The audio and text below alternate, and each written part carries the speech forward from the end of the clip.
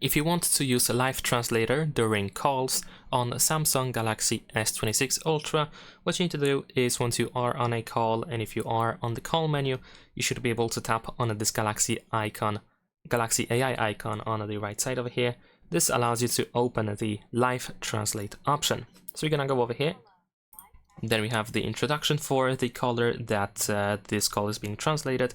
Here we can choose the language for the other person, and you can also choose the language of yourself.